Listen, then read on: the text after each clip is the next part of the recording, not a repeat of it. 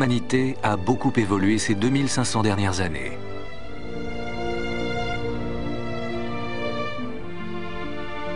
Le monde antique est à l'évidence très différent de notre ère moderne.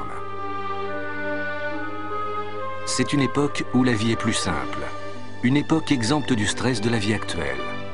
Un monde qui ne connaît ni ordinateur, ni technologie de l'information.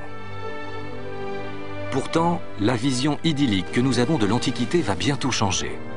Des éléments découverts au fond de la Méditerranée nous révèlent que c'était un monde plus avancé que nous ne l'aurions jamais imaginé.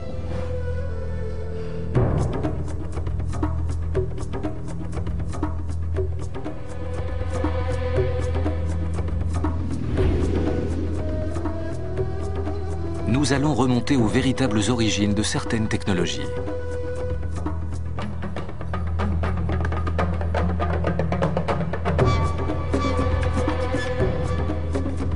La recherche actuelle laisse à penser que bon nombre des inventions des 2 derniers siècles étaient déjà connues dans la Grèce et la Rome antique.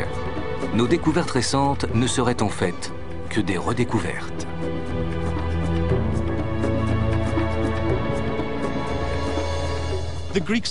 Les Grecs et les Romains avaient un grand sens pratique. Beaucoup de ce qu'ils ont conçu, inventé et élaboré précèdent de 2000 ans les inventions que nous considérons comme modernes.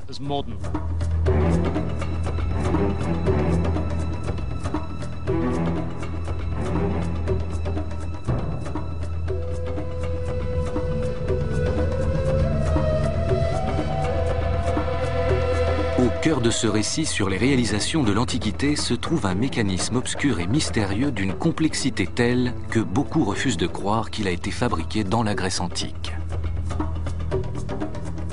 Enfouie pendant des siècles au fond de la Méditerranée, recouverte d'une épaisse couche de rouille, cette découverte restera une énigme jusqu'à ce que des chercheurs du XXe siècle explorent ses pièces internes. Ce qu'ils découvrent est stupéfiant. Un ensemble de rouages et d'engrenages. Une machine. Quelle était sa fonction et qui l'a inventée?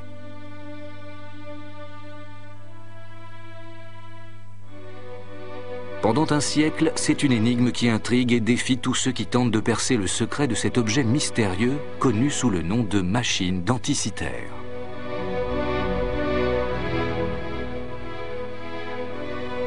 Aujourd'hui, le voile se lève enfin.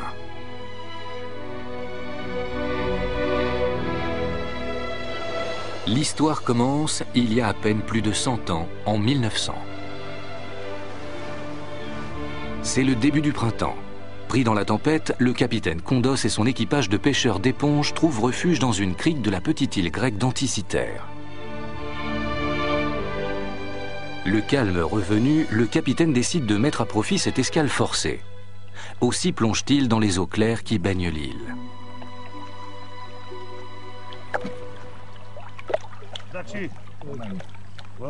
Ces eaux sont profondes, une 60aine de mètres, mais n'est-ce pas là où se trouvent les plus belles éponges?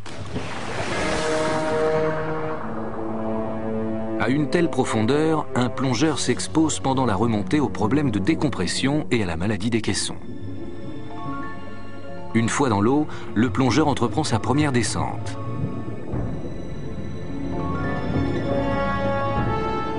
Mais ce qui l'attend au fond n'est pas un tapis d'éponge.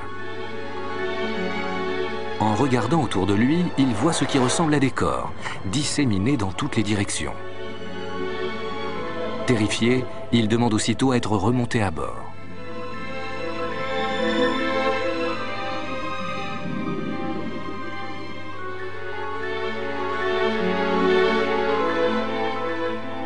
Serait-il devenu fou? Serait-il atteint de la maladie des caissons? La réalité va s'avérer bien plus étrange encore. Il y a plus de 2000 ans, un premier bateau croise dans ces eaux. Affrété à Rhodes, il transporte une précieuse cargaison destinée à un riche Romain.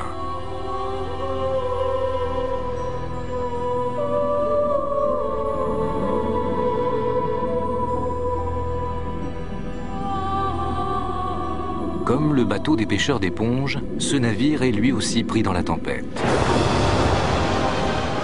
Lui aussi est emporté vers l'île d'Anticythère.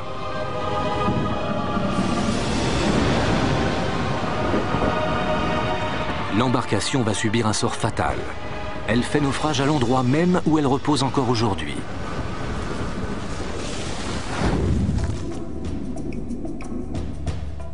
Le capitaine Condros envoie un autre plongeur vérifier l'incroyable histoire de ces corps.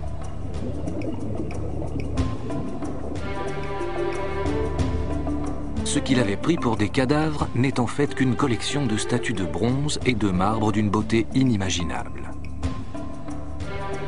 Des vestiges de cet ancien naufrage. Avec les statues, d'autres trésors sont remontés à la surface, des amphores décorées et des bijoux grecs.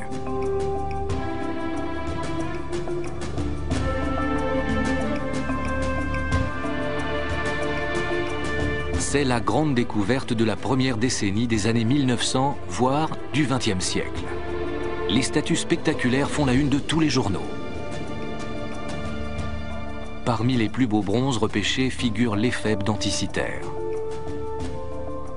Cette statue est reconnue dans le monde entier comme une œuvre de génie. De toute évidence, elle a appartenu à un Romain au goût raffiné et d'une richesse colossale. Un homme qui a dû éprouver une amère déception devant la perte de sa cargaison.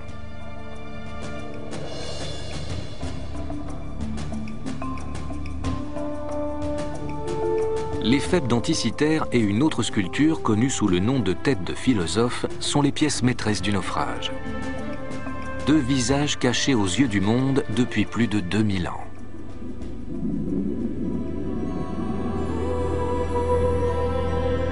Personne ne sait encore que l'épave recèle la plus grande œuvre de génie. Cet objet rouillé ouvre une porte sur l'une des plus grandes périodes de l'histoire de l'humanité, l'époque hellénistique.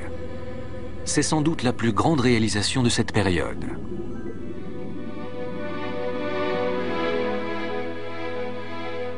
Il y a 2500 ans, le monde méditerranéen est un lieu où science, philosophie et art sont florissants.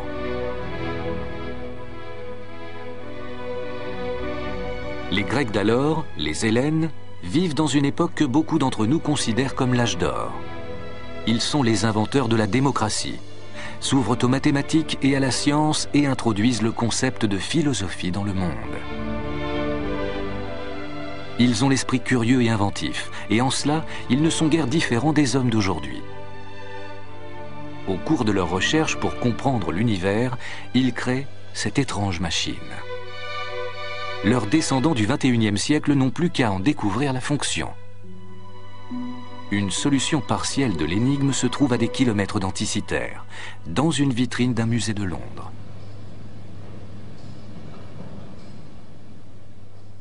Il y a 20 ans, Michael Wright, responsable du département des techniques du Musée des sciences de Londres, se trouve confronté à un autre mécanisme antique mystérieux. Bien moins complexe, il présente néanmoins des similitudes avec la machine d'Anticiter. Nous l'appelons le calendrier solaire byzantin.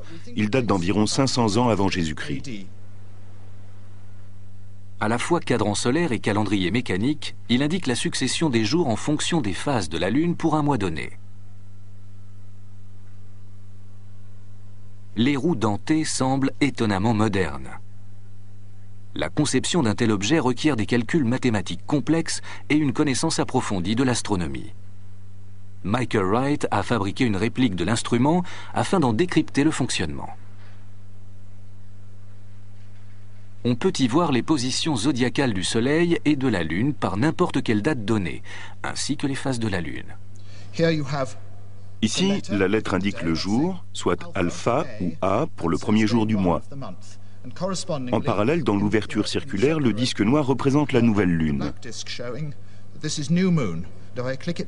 Si j'avance manuellement jour par jour, on a bêta ou B pour le deuxième jour, puis le troisième, le quatrième, cinquième, sixième, septième, huitième, neuvième, dixième, onzième, douzième, treizième, quatorzième, quinzième.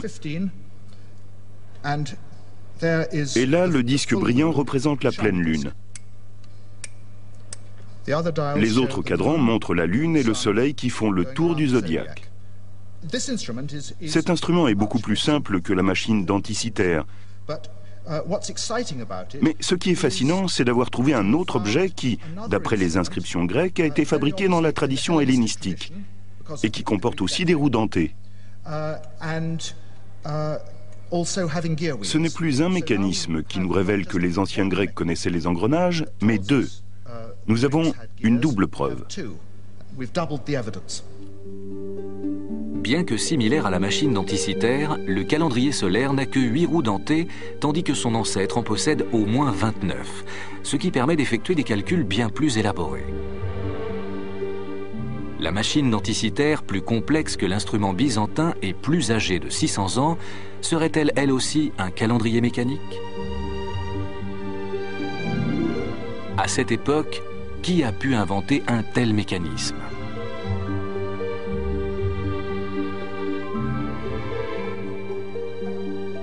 Ce doit être un expert en mathématiques et en technique.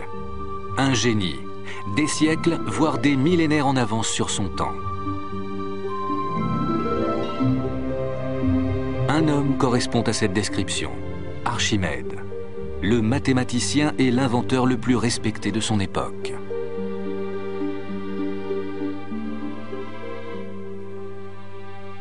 Archimède vit pendant la période hellénistique dans la ville grecque de Syracuse, située en Sicile. À l'époque d'Archimède, le monde méditerranéen est sujet aux troubles et déchiré par les guerres. Un monde dans lequel son talent en génie militaire est exploité à la fois par ses compatriotes grecs et par le nouveau pouvoir offensif de Rome qui étend lentement ses tentacules sur toute la Méditerranée.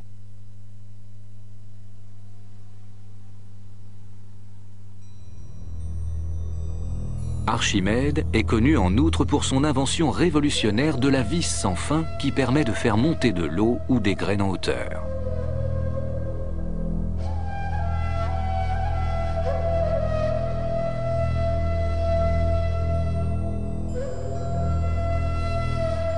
Il se passionne aussi pour d'autres problèmes mécaniques complexes, comme la mesure précise des distances.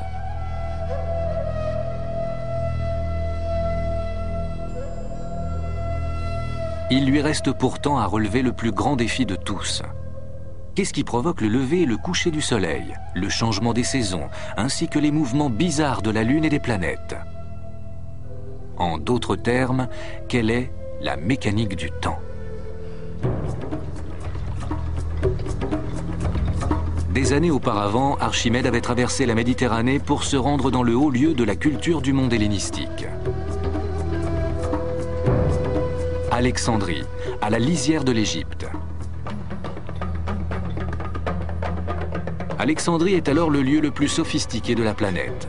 Fondée par Alexandre le Grand, la cité est dirigée par les descendants d'un de ses généraux, des soldats grecs devenus pharaons.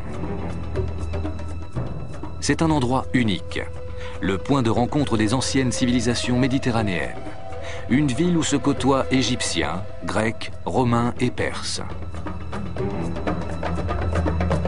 Ici, la sagesse des pharaons, associée à la pensée philosophique grecque, crée le berceau intellectuel du monde antique.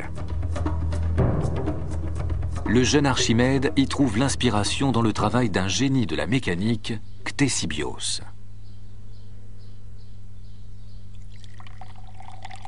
L'inventeur d'un principe simple mais remarquable, qui va changer la notion du temps à jamais.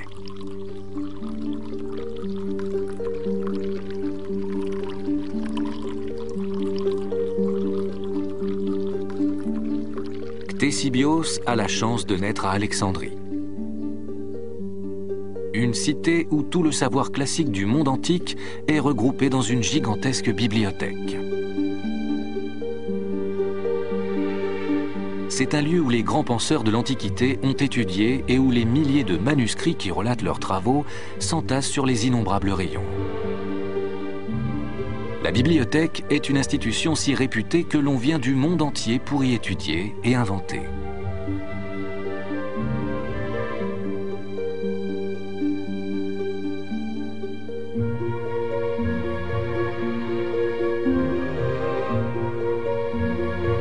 C'est ici que l'invention révolutionnaire de Ctésibios est archivée. Et c'est ici que le jeune Archimède prend connaissance du travail de ce savant.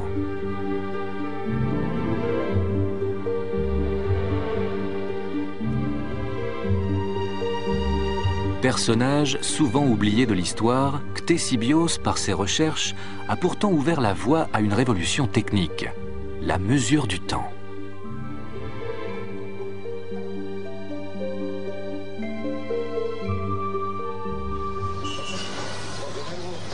Rien ne le destine à un tel avenir.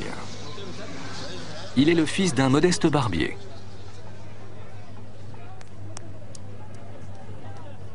Jeune homme, il travaille dans l'échoppe de son père à Alexandrie et invente des gadgets, comme des miroirs réglables.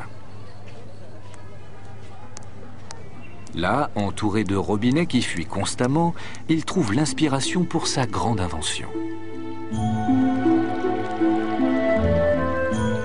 Ctésibios sait que depuis des millénaires, les Égyptiens utilisent des horloges à eau simple pour marquer les heures de la journée. La célèbre horloge à eau de Karnak en est un exemple. Couverte de hiéroglyphes compliqués, d'étranges symboles et de représentations de dieux et d'animaux, elle n'en reste pas moins de conception simple, comme nous le montre cette réplique. On remplit le vase à ras-bord et au fur et à mesure qu'il se vide par un bec situé sur la partie inférieure, on calcule la durée du temps qui s'écoule. Sur la face interne, des repères marquent les heures, du lever du soleil à son coucher. Mais le nombre d'heures diurnes varie de mois en mois. Les anciens Égyptiens utilisent cet instrument pour mesurer l'écoulement du temps tout au long d'un jour ou d'une nuit. Ce n'est toutefois qu'une sorte de minuteur, pas une horloge à fonctionnement continu.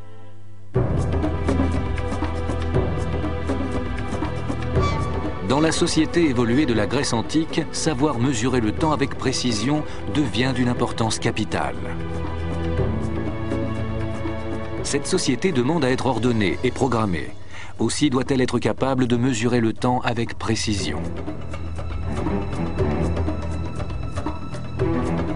Des cadrans solaires utiles à certaines heures ornent encore les façades des monuments importants de la ville, comme la Tour des Vents à Athènes.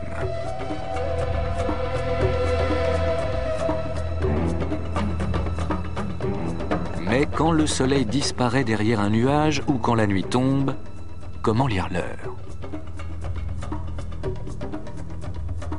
Les Hellènes trouvent une solution à ce dilemme, vieux comme le monde, en inventant une horloge à eau appelée clepsydre.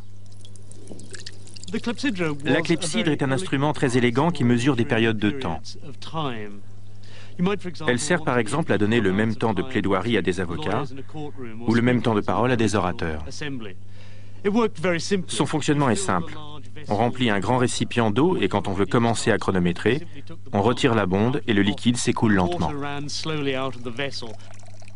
Dans des affaires judiciaires mineures, les avocats plaident le temps qu'une clepsydre se vide. Toutefois, dans le cas d'un meurtre, toute une rangée de récipients est parfois nécessaire pour prolonger la durée de la plaidoirie. Quand l'eau est épuisée, le temps de parole est terminé.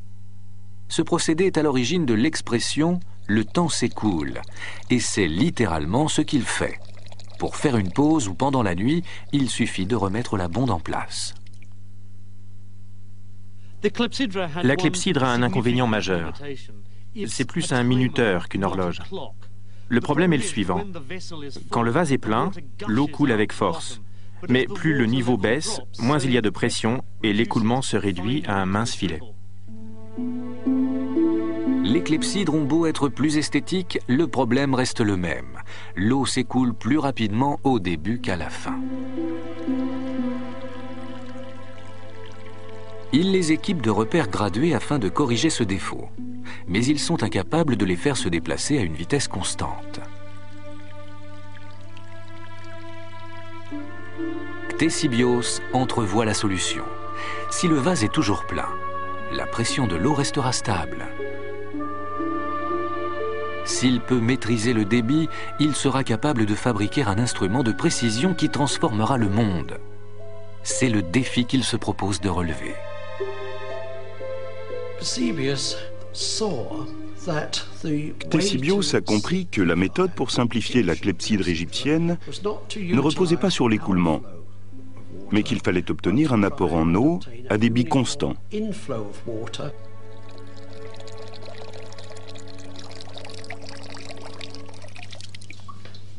Alan Mills, chercheur à l'université de Leicester, utilise les méthodes classiques de Ctésibios pour fabriquer une réplique de l'une de ses premières horloges à eau.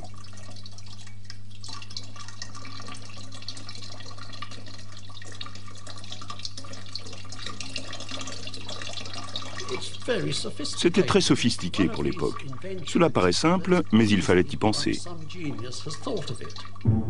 Le défi est de garder le réservoir de la clepsydre toujours plein.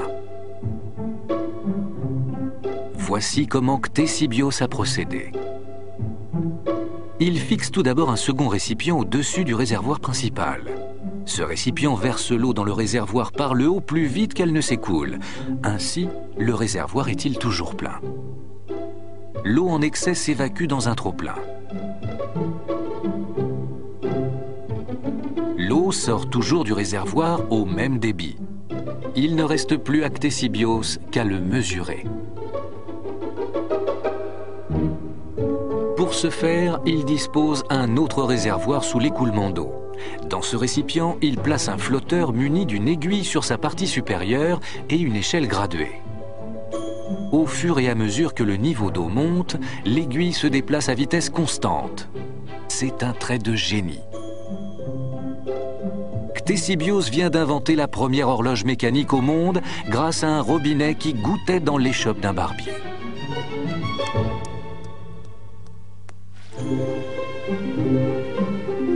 En maîtrisant la force hydraulique, il devient maître du temps.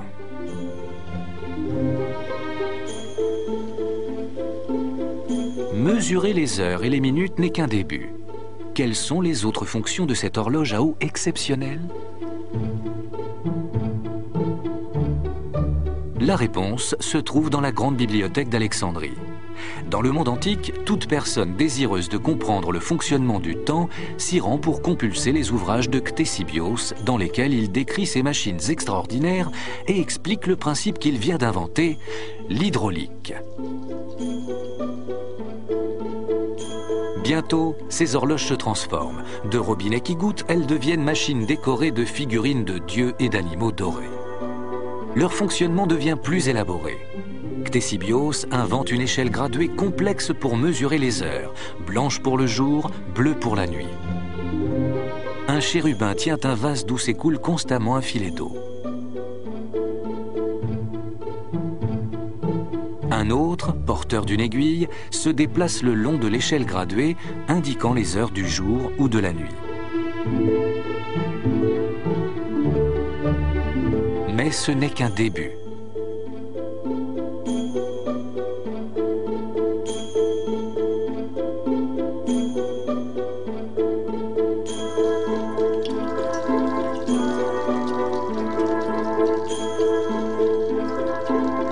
Ctésibios va même jusqu'à utiliser l'eau pour reproduire le bruit d'un sifflet et animer une figurine de chouette.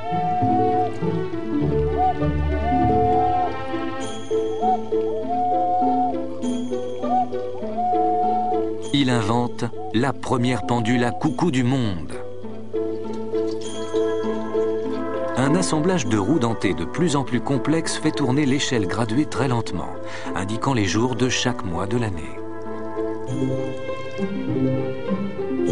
Cette horloge fait maintenant office de calendrier.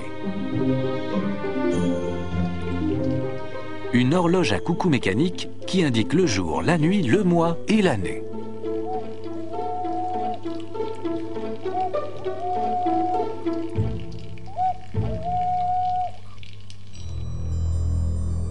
Archimède se passionne pour les créations de Ctésibios. Il étudie ses horloges et son propre génie inventif prend la relève. Un ouvrage traduit en arabe il y a plus de 1000 ans relate l'œuvre d'Archimède et donne un aperçu des améliorations qu'il a apportées à une horloge à eau de Ctésibios.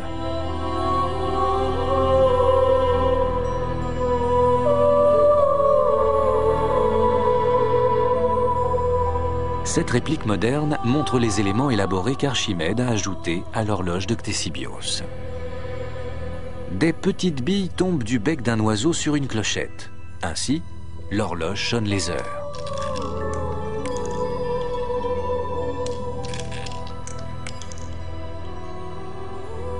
Le personnage féminin est une gorgone à la chevelure de serpent.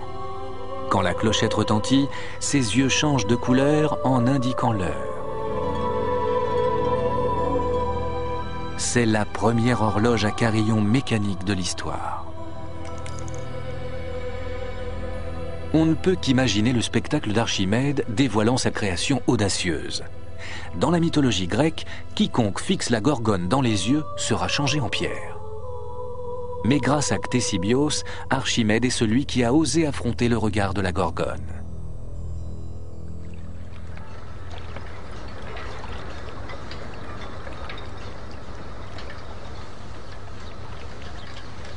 L'Alexandrie de notre époque est un port moderne débordant d'activités. Un nouveau bâtiment se dresse sur l'emplacement de l'illustre bibliothèque. L'édifice original a subi un sort tragique. Il a entièrement brûlé et avec lui les flammes ont dévoré la quasi-totalité du savoir du monde antique. Seuls quelques rares textes anciens mentionnent l'œuvre de Ctésibios. Nous ne saurons peut-être jamais quelles ont été ses autres inventions, car aucun de ses écrits ne subsiste.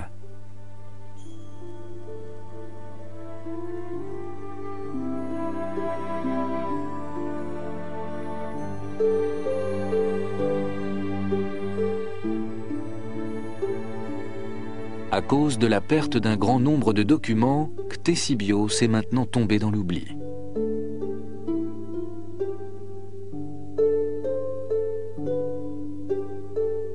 Il reste malgré tout un héritage de son travail, un indice qui a bravé le temps. Cette modeste tour qui se dresse dans un quartier reculé d'Athènes est l'un des monuments de l'Antiquité les mieux préservés. Pratiquement intacte, elle a miraculeusement survécu, car pendant des siècles, on a cru qu'elle était le tombeau des philosophes Socrate et Platon. Pourtant, ce n'est pas un tombeau. Chacune de ces 8 façades indique sa véritable fonction. 8 sculptures rongées par le temps, jouxtées de cadrans solaires, représentent les 8 vents. Construite par un astronome environ 200 ans après la mort de Ctésibios, ce monument rend hommage à son génie. Ce bâtiment, connu aujourd'hui sous le nom de Tour des Vents, est une horloge publique dans l'Athènes antique.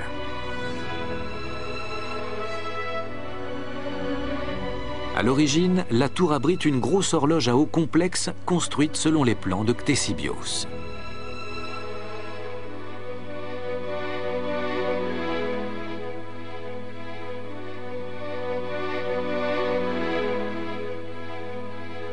Cette horloge est alimentée en permanence par l'eau d'une source située sur les hauteurs de l'acropole. De là, la population d'Athènes peut lire l'heure. Mais elle est plus qu'une horloge ou un calendrier. Certains pensent que cet étrange monument abritait un instrument capable de représenter les mouvements de la Lune et du Soleil par rapport aux constellations. Nous savons qu'à l'époque de Ctésibios, les Grecs mesurent le temps, les jours et les mois. Aurait-il aussi commencé à regarder le ciel et à le mesurer ?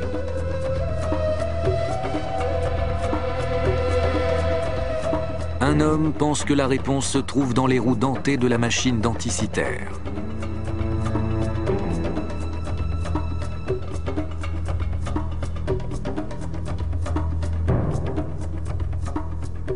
En 1951, un physicien anglais, Derek de Solar-Price, fait pour la première fois au monde une étude détaillée de ce mécanisme.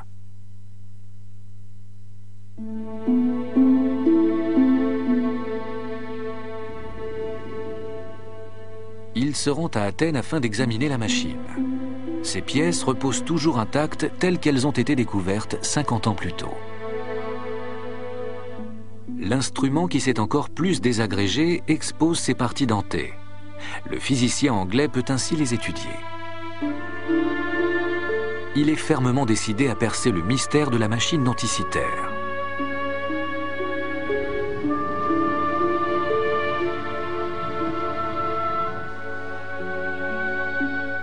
passe la plupart de son temps dans le musée national d'Athènes, cherchant la clé de cette énigme des temps anciens.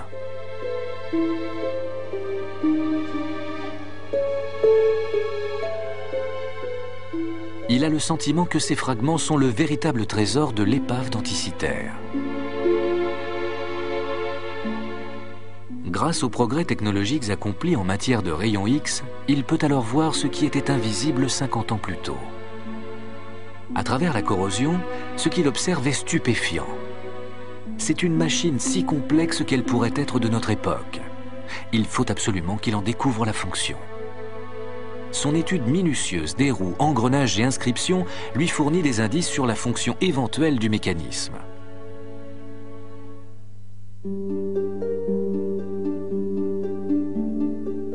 Des restes d'un boîtier en bois qui contient la machine portent des inscriptions grecques, autre indice révélateur. À l'aide de ces informations, Derek Dossola Price élabore une théorie et fabrique un instrument qui, selon lui, reproduit le fonctionnement de la machine d'Anticythère. Il se rend compte que c'est un instrument extrêmement sophistiqué, destiné à calculer les mouvements relatifs du Soleil et de la Lune. Il représente aussi les jours du mois, sous forme de phases lunaires.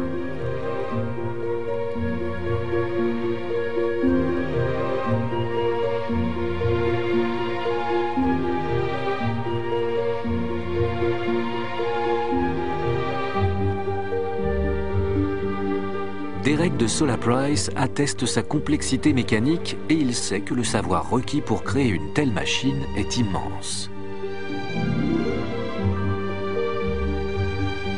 Il suppose que sur le devant de la machine, un cadran en bronze indique la date et les positions de la Lune et du Soleil.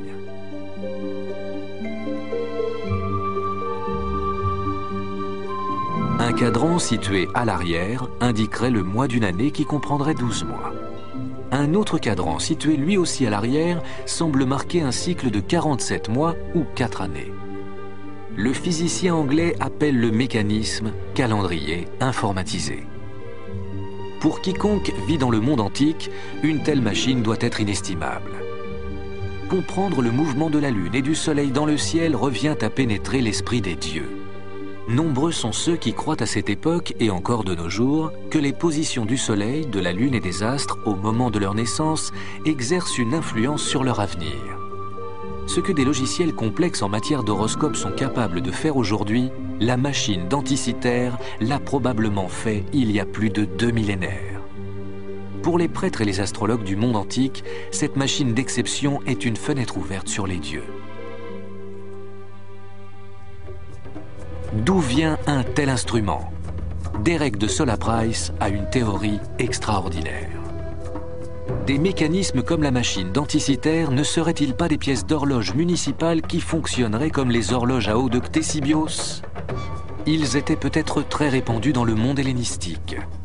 La tour des vents n'était peut-être pas qu'un simple cadran solaire ou une horloge, mais un modèle automatique des mouvements du Soleil et de la Lune. Derek Dossola Price suggère aussi que le grand Archimède s'intéressait à la fabrication de ces machines. La machine d'Anticythère serait-elle une réplique ultérieure de l'une des machines d'Archimède? En 1974, Dossola Price publie ses découvertes dans un article intitulé « Les engrenages chez les Grecs ». Ses écrits suscitent l'intérêt général.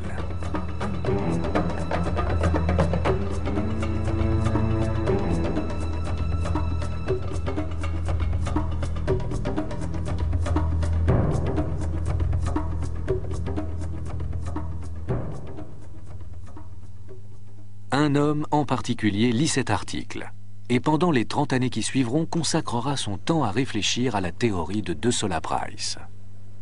Quand Michael Wright du Musée des sciences de Londres lit l'article, il est immédiatement fasciné par l'idée de l'existence d'une ingénierie complexe dans la Grèce antique. Il se rend à Athènes de son propre chef pour examiner le mécanisme et le repasser au rayon X. Sur cette image, on a un assemblage de plusieurs pièces. Ça m'aide à avoir une vision plus complète de l'agencement des roues dentées à l'intérieur du boîtier, avant que tout ne soit tombé en morceaux. Bien qu'intrigué par la théorie sur la machine denticitaire, Michael Wright pense que le mécanisme recèle bien plus de choses que De Sola Price l'a imaginé. J'ai relu les engrenages chez les Grecs et j'ai eu des problèmes avec le compte-rendu de De Sola Price. J'ai alors décidé d'examiner la machine moi-même.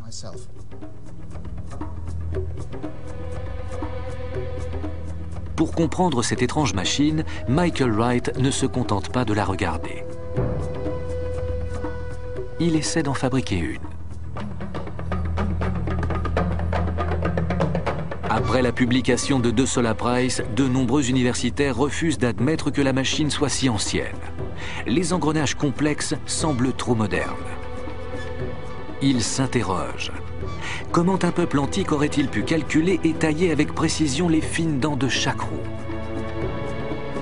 Il s'agit vraisemblablement d'un objet truqué ou d'une machine plus récente qui aurait été perdue sur le lieu du naufrage. Michael Wright se met à l'ouvrage afin de leur prouver qu'ils ont tort.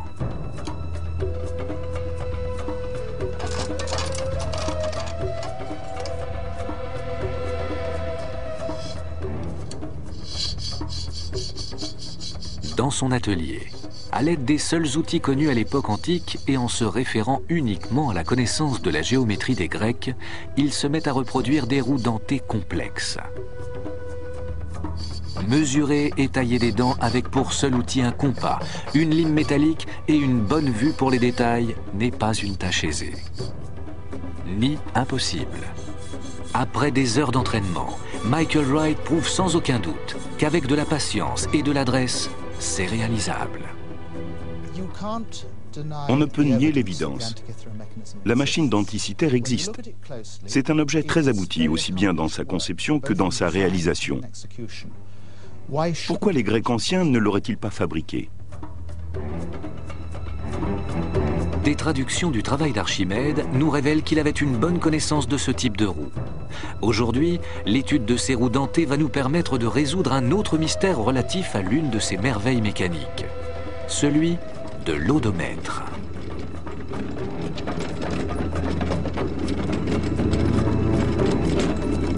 Nous utilisons tous des odomètres quand nous conduisons une voiture. C'est l'appareil qui mesure la distance parcourue. Pourtant, cet instrument est utilisé bien avant l'apparition de l'automobile. C'est un élément crucial pour l'expansion de l'Empire romain.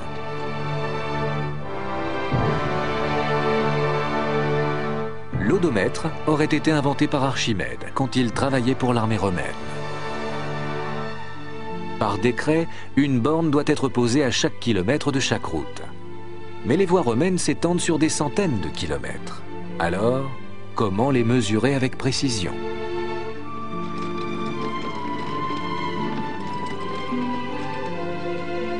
En inventant une charrette capable de calculer précisément les distances, Archimède résout le problème et les bornes peuvent être posées. Cette mesure précise des distances s'avère cruciale pour planifier le mouvement des troupes. Elle donne la supériorité à Rome sur ses ennemis. Archimède ouvre la voie de l'Empire romain. Et il déclenche une série d'événements qui, ironiquement, va le conduire à sa propre mort. Aujourd'hui, la plus célèbre des voies romaines, la voie appienne, est toujours jalonnée par endroits de bornes que la machine d'Archimède a permis d'ériger.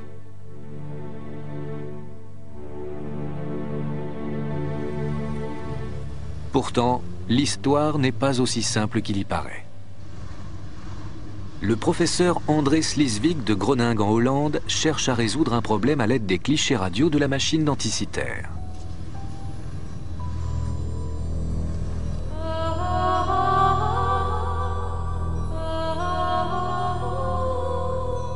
Faute d'originaux, les seuls documents sur le fonctionnement de l'odomètre se résument à quelques planches décolorées dans un livre de la Renaissance, d'après la description d'un odomètre faite par un auteur romain du nom de Vitruve. Les dessins sont parfaits sur le papier, mais quand il s'agit de les réaliser, ça ne marche pas.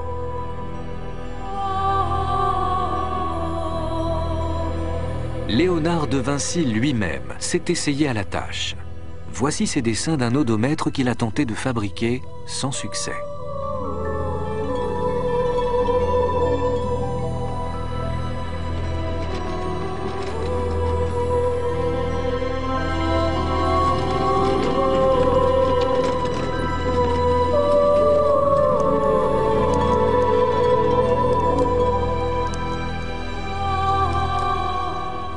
Afin de percer le mystère de l'odomètre, le professeur Sleesvik commence par fabriquer des modèles simples.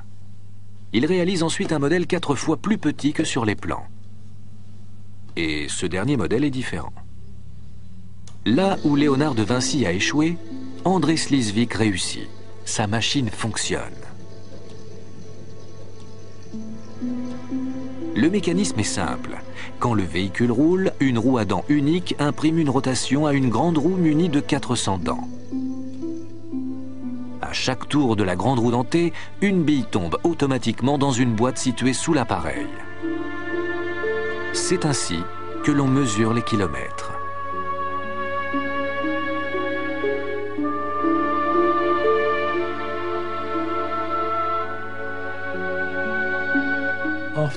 Après la Première Guerre punique et par décret du Sénat de Rome, on a posé des bornes sur toutes les grandes voies. Ça nous donne une idée de l'identité de l'inventeur. Dans ce cas, c'est Archimède. Quel est le secret d'André Sleesvik? Il se cache dans la forme des dents des roues. Léonard de Vinci et bien d'autres avaient supposé qu'elles étaient carrées. Quant au professeur Sleesvik, il avait remarqué les dents pointues sur les radios de la machine denticitaire. C'est la forme des dents qui fait toute la différence. L'odomètre d'Archimède, qui pendant longtemps est resté un rêve irréalisable, est enfin de retour et fonctionne comme le grand homme l'avait conçu.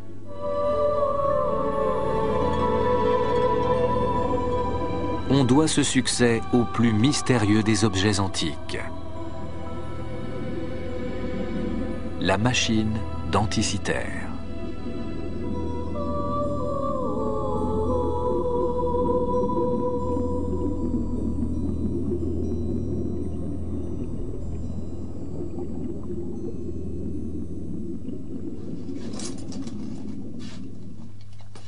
De retour à Londres, Michael Wright a maintenant réussi à reproduire les dents pointues du mécanisme sur son modèle. Bien plus complexe que l'odomètre, c'est la réplique la plus complète de la machine denticitaire jamais fabriquée. En voyant les dents s'emboîter les unes dans les autres, on se rend compte que De Sola Price s'est trompé sur les détails, mais sa théorie est exacte. La machine denticitaire est bien un instrument de calcul automatisé, peut-être même une sorte d'ordinateur.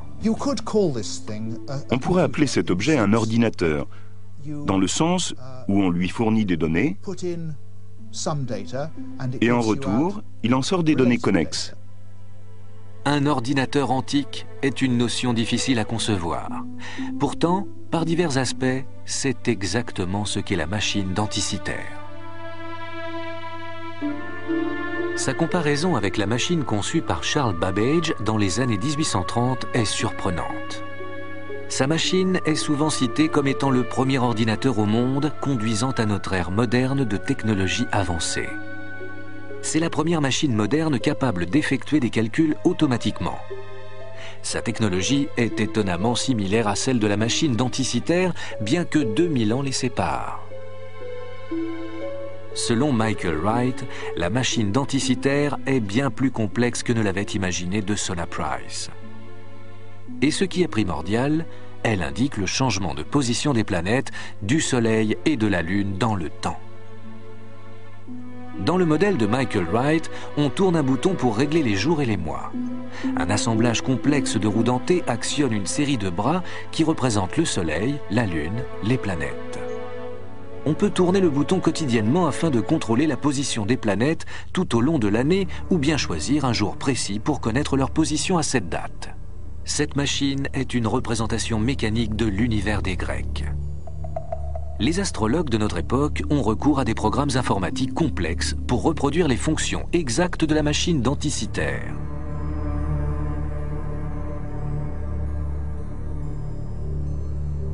Cette machine est-elle une invention d'Archimède lui-même? Selon des textes anciens, nous savons qu'il a construit des planétariums. Mais était-il capable de fabriquer ce mécanisme? Il est difficile d'établir une relation directe entre la machine d'Anticythère et Archimède.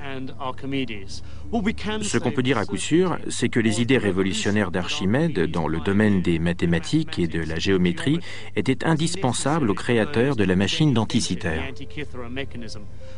Sans Archimède et ses innovations, la machine d'Anticythère n'aurait jamais été inventée.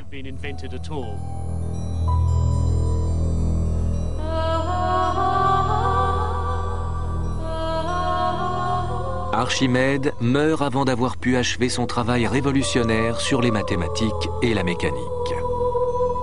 On raconte que dans sa ville, Syracuse, assiégée par les Romains, un soldat a été chargé de le ramener vivant. Furieux devant le refus d'Archimède d'interrompre son travail, le soldat l'aurait tué. Quelle fin ironique pour un homme qui avait tant fait pour donner à Rome une formidable force de frappe.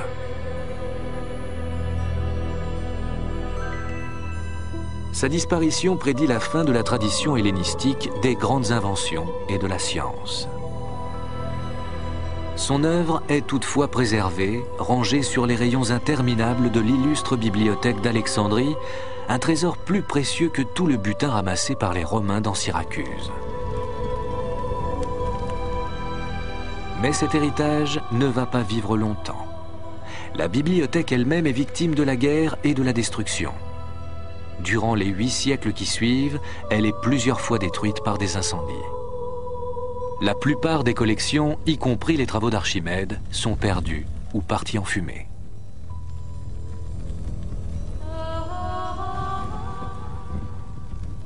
Si seulement la bibliothèque n'avait pas disparu, nous aurions hérité des travaux de ces grands penseurs. Sans eux, nous avons été forcés de réinventer une grande partie de ce qui était déjà connu il y a plus de 2000 ans.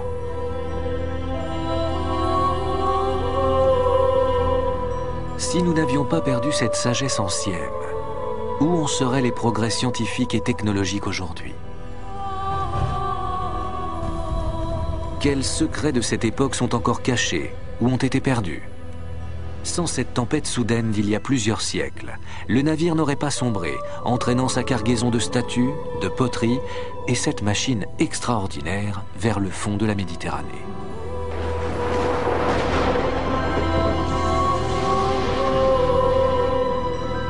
Si un groupe de pêcheurs d'éponges n'était pas tombé par hasard sur cette ancienne épave 2000 ans plus tard, la machine d'Anticythère reposerait toujours là, rongée lentement par la rouille. Combien d'autres merveilles de la technologie de cette époque nous sont encore inconnues?